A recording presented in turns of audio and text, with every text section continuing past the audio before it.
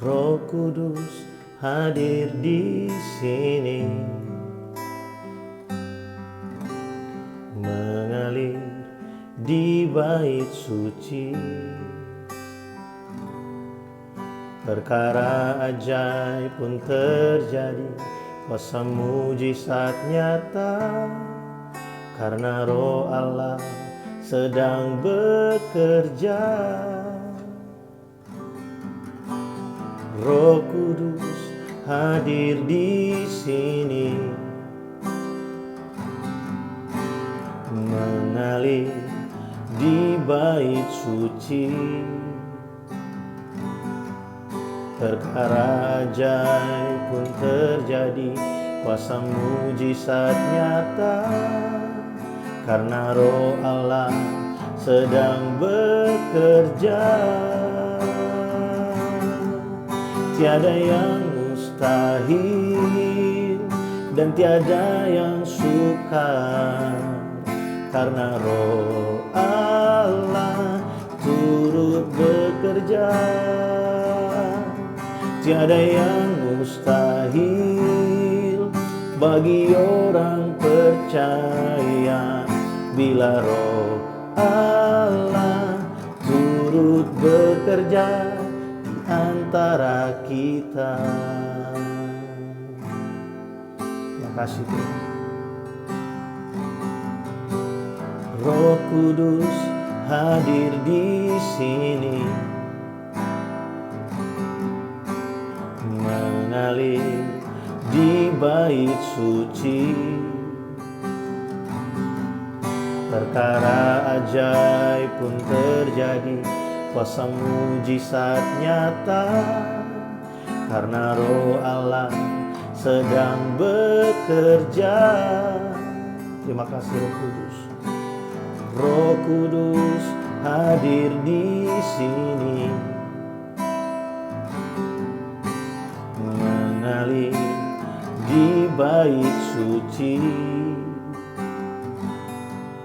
Perkara ajaib pun terjadi, kuasa mujizat nyata, karena Roh Allah sedang bekerja.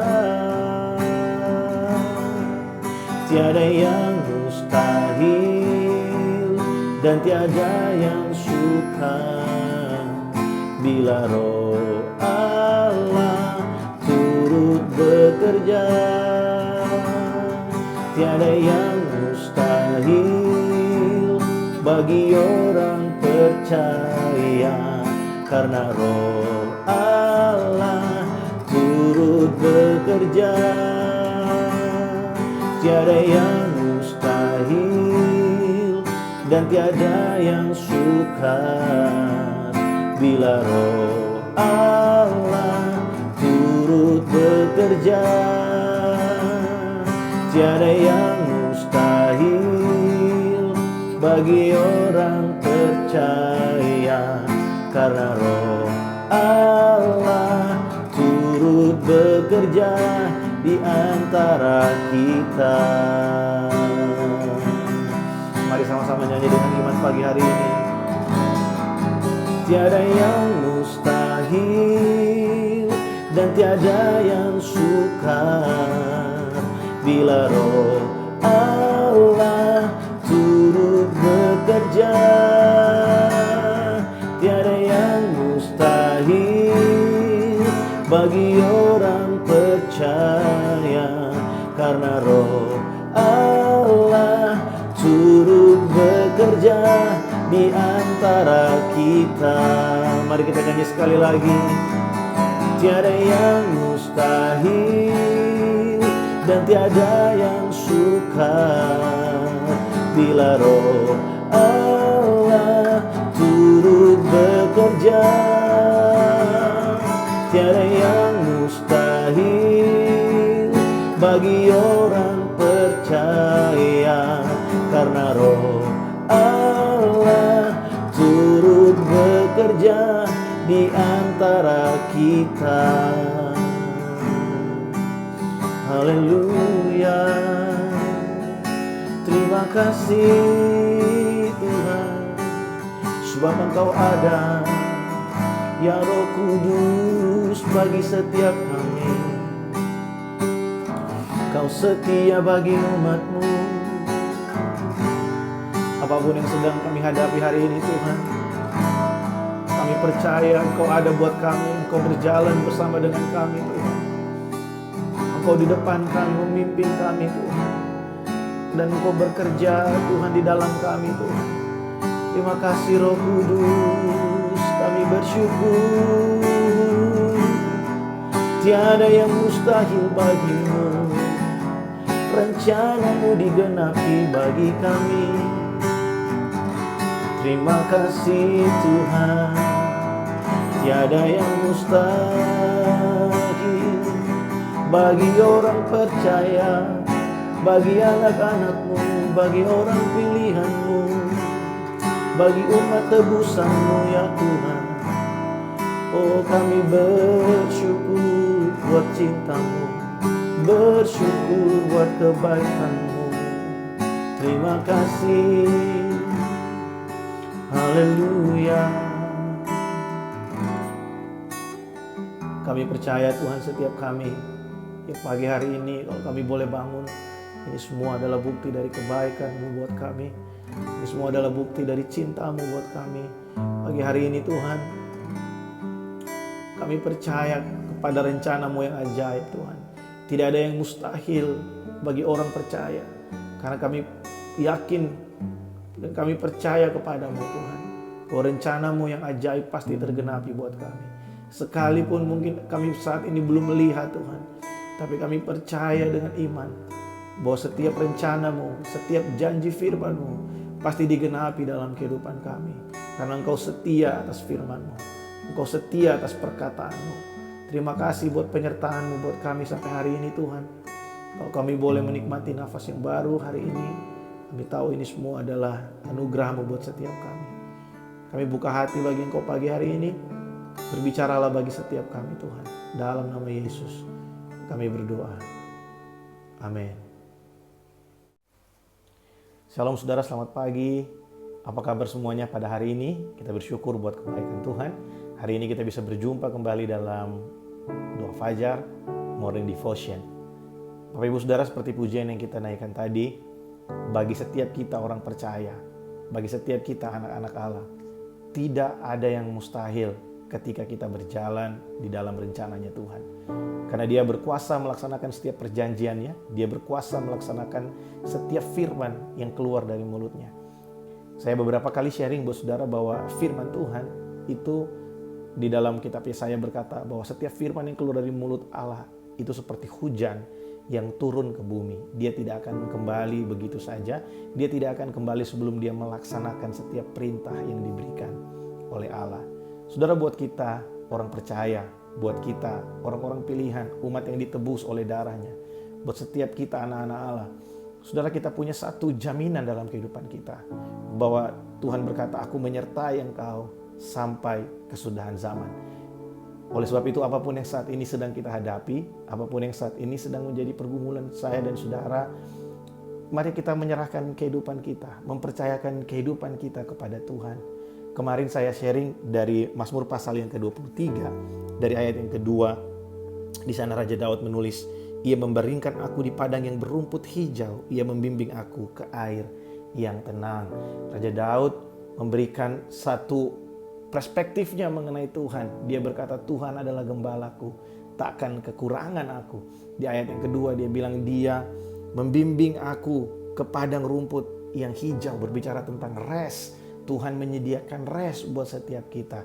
Dan di bagian berikutnya, Ia membimbing aku ke air yang tenang. Tuhan yang memberikan kita satu ketenangan, satu kesegaran dalam jiwa kita, sehingga kita bisa menyerahkan seluruh kehidupan kita ke dalam tangan Tuhan dengan penuh kepercayaan. Saudara, Daud sedang berbicara tentang hubungan antara gembala dengan domba. Nah, Raja Daud sendiri adalah seorang gembala dari 2-3 ekor kambing domba milik ayahnya, saudara ya. Kita semua telah sering mempelajari hal ini, tapi saya ingin ulang sekali lagi supaya kita bisa mendapatkan rema dari cerita ini, dari Mazmur yang ditulis oleh Raja Daud. Karena Daud menuliskan ini dengan pewahyuan yang luar biasa. Dia berkata, Tuhan adalah gembalaku, takkan kekurangan aku. Kenapa Daud tidak berkata Tuhan adalah superhero-ku? Kenapa Daud tidak berkata Tuhan adalah pahlawanku? Tapi Daud berkata Tuhan adalah gembalaku, takkan kekurangan aku. Kalau berbicara tentang kekurangan, gembala itu adalah satu pekerjaan yang bukan pekerjaan yang superior, saudara. Gembala itu bukan pekerjaan seperti pekerjaan-pekerjaan yang lain pada zaman itu ya. Di konteks ini, gembala itu bukan seorang tentara, bukan seorang bangsawan. Tapi gembala adalah orang yang biasa menguburkan binatang yang telah mati ya. Domba atau kambing gembalaannya dia harus urusi, membersihkan kandang mereka, membersihkan kotoran-kotoran mereka. Tapi Daud berkata Tuhan adalah gembalaku. Dalam bahasa Inggrisnya di sana dikatakan aku tidak memerlukan yang lainnya lagi. Memang untuk kita bisa mengerti atau memahami makna dari kata ini dan kita bisa menghidupi ini bukan sesuatu yang mudah, saudara. Tapi saya berdoa supaya setiap kita dibawa untuk kita bisa benar-benar ketika kita benar-benar mempercayakan hidup kita kepada Tuhan, kita mampu berkata, Tuhan, ketika Engkau bersama dengan aku gak butuhkan yang lain lagi. Karena segala sesuatu bisa saja terjadi. Saudara, ketika Daud berkata seperti ini bukan berarti Daud tidak mengalami kesulitan atau masalah atau kekurangan setelah ini, saudara. Setelah Daud menulis ini. Tapi semua itu masih terjadi. Daud masih berhadapan dengan persoalan-persoalan dalam kehidupannya. Tapi karena dia telah memiliki pengenalan yang benar tentang Tuhan, bahwa Tuhan itu gembala yang baik, dia yang menyegarkan jiwanya, dia yang membimbing kepada rumput yang hijau, dia yang memberikan minuman di air yang tenang. Dengan satu paradigma itu, maka Daud bisa berkata, Tuhan, apapun boleh terjadi, kekeringan boleh ada, persoalan yang besar juga mungkin bisa datang, tapi aku tahu ketika Engkau bersama dengan aku, itu cukup bagiku. Nah saudara, di ayat yang ketiga Daud menuliskan seperti ini. Ia menyegarkan jiwaku, ia menuntun aku di jalan yang benar oleh karena namanya. Daud berkata, Tuhan menyegarkan jiwaku. Saya suka dalam Alkitab bahasa Inggris ya, di terjemahan New English Translation, di sana dikatakan He restores my strength. Dia memperbarui kekuatanku. Saudara, kemarin saya sharing buat setiap kita. Ada banyak hal dalam kehidupan ini dan kita nggak mungkin bisa pegang semuanya sendiri, saudara ya. Ketika kita berusaha untuk maksimal di kantor kita, otomatis kita harus meluangkan waktu lebih banyak di kantor kita, di pekerjaan kita, dan akhirnya ada beberapa hal mungkin di keluarga kita atau di bagian yang lain yang kita nggak bisa handle. Kalau kita fokus di keluarga kita, maka otomatis ada beberapa hal di bagian yang lain yang kita nggak bisa handle, dan kita nggak bisa pegang semua dengan dua tangan kita yang lemah ini, saudara. Ada banyak hal yang kita nggak bisa kontrol dengan kedua tangan kita ini. Oleh sebab itu ketika Daud berkata, dia memperbarui kekuatanku. He restored my strength. Dia menyegarkan jiwaku. Saudara, Tuhan mengundang kita untuk datang kepadanya. Marilah kepadaku kamu yang letih lesu dan berbeban berat. Aku akan memberikan kelegaan kepadamu. I will give you rest. Tuhan menawarkan itu semua buat kita. Supaya kita bisa rest in His presence. Kita bisa rest di dalam kedaulatannya Tuhan. Ada banyak hal mungkin yang kita nggak bisa handle. Kita berusaha untuk handle dengan kemampuan kita sendiri. Dan yang terjadi adalah kita stres karena kita nggak bisa pegang semua. Kita coba tangani satu persoalan, persoalan yang lain datang. Kita coba tangani persoalan yang ini, persoalan yang lain datang. Kita nggak bisa handle semua. Tapi kita bersyukur karena Tuhan berkata, marilah kepadaku, datanglah kepadaku. Saudara, saya beberapa kali ulang kalimat ini. Tuhan memanggil kita untuk dekat kepadanya, untuk mencari Dia. Karena Tuhan tahu di luar Dia kita gak mungkin menemukan apa yang Dia sediakan bagi kita. Seperti wanita yang berjumpa dengan Yesus dalam kitab Yohanes, di sana diceritakan seorang wanita yang ingin mengambil air, dan Yesus berkata, kalau kamu minum dari air ini, kamu akan haus lagi. Tapi kalau kamu minum dari air yang aku berikan kepadamu, air hidup yang aku berikan kepadamu, kamu gak akan pernah haus lagi. Saudara, ada banyak kali kita berusaha untuk menyegarkan jiwa kita dengan apa yang ditawarkan oleh dunia. Bahkan dengan kemampuan kita sendiri kita berusaha untuk menyegarkan, mencari kesegaran buat sesuatu yang menyegarkan, yang bisa restore kekuatan kita. Tapi ujung-ujungnya adalah kekecewaan, saudara. Karena dunia tidak pernah menjanjikan sesuatu yang pasti buat kita. Dunia memberikan kita dengan imbalan. Tapi ada kabar baik buat setiap kita, orang-orang percaya, anak-anak Allah, bahwa Tuhan memberikan dengan murah hati buat setiap anak-anaknya. Nah, saya suka di bagian berikut, di ayat yang ketiga, Raja Daud menulis, He leads me down the right path for the sake of his reputation. Kalau dalam bahasa Indonesia mungkin di sana kurang jelas karena dikatakan ia menuntun aku di jalan yang benar oleh karena namanya. Saya suka karena dalam bahasa Inggris lebih jelas di sana dikatakan Tuhan menuntun, He leads me down the right path for the sake of his reputation. Tuhan menuntun kita di jalan yang benar. Saudara, dalam perjalanan kekristenan, dalam perjalanan kehidupan kita mengiring Tuhan, ketika the moment kita menerima Dia sebagai Tuhan dan Juru Selamat kita, keselamatan kita terima pada saat itu, keselamatan menjadi bagian kita. Tapi saya bersyukur Tuhan tidak hanya memberikan kita, bukan hanya untuk memindahkan kita dari neraka pergi ke sorga, tapi saya bersyukur karena Tuhan melakukan sesuatu seperti dalam Yohanes 10 ayat 10 berkata, Dia memberi hidup dan hidup di dalam segala kelimpahan. Tuhan memberikan kita hidup yang berkualitas dalam kehidupan kita. Kehidupan yang bukan hanya sekedar tidak jadi masuk neraka, tapi kehidupan yang berkualitas dalam pengertian ada nilai-nilai kerajaan yang Tuhan lakukan, yang Tuhan taruhkan dalam hidup kita, dan itu termanifestasi keluar. Nah, Tuhan menuntun kita dari kehidupan yang lama. Dia membawa kita dari satu jalan kebenaran kepada jalan kebenaran yang lain. Tuhan membimbing kita. Saudara harus mengerti bahwa ada intervensi Tuhan dalam kehidupan kita untuk membuat kita berjalan dari jalan yang salah. Tuhan bawa kita untuk kita menghidupi kebenaran firman Tuhan, untuk kita menghidupi firman yang Dia sampaikan. Saudara, ini bukan memakan waktu yang sedikit, saudara. Ada banyak kali dalam kehidupan kita diproses dari satu kejatuhan, satu kegagalan kepada kegagalan yang lain. Tapi yang pasti Dia setia dalam kehidupan kita. Kalau Tuhan telah memberikan kita anugerah untuk kita bisa mengenal Dia, kalau Tuhan telah memberikan kita anugerah untuk kita bisa berjumpa dengan kasih karunia-Nya, kalau Tuhan bisa memberikan anugerah dengan kasih karunia-Nya bisa menjangkau kita, maka Tuhan yang sama juga akan terus menuntun kita di jalan yang benar. Dia akan membawa kehidupan kita ke jalan yang benar, bukan untuk kita, bukan untuk yang lain, tapi karena Tuhan menginginkan kita mempermuliakan namanya, for his reputation. Karena Dia Allah, karena Dia yang berfirman, dan firman-Nya itu pasti tergenapi dalam kehidupan kita. Ketika kita dibawa dari satu jalan kebenaran kepada jalan kebenaran yang lain, ketika kita mengerti satu kebenaran, kita dituntun kepada kebenaran yang lain, kita didewasakan dari hari ke hari, kita dibangun dari hari ke hari. Saudara, sadarilah bahwa Tuhan sedang menuntun kita di jalan yang benar untuk kita bisa mempermuliakan namanya. Karena Dia Tuhan dan Dia mau lewat kita, ciptaan yang mulia ini, kita bisa mempermuliakan nama Bapa di sorga. Luar biasa penyertaan Tuhan bagi setiap kita. Saudara, Dia gembala yang baik buat kita.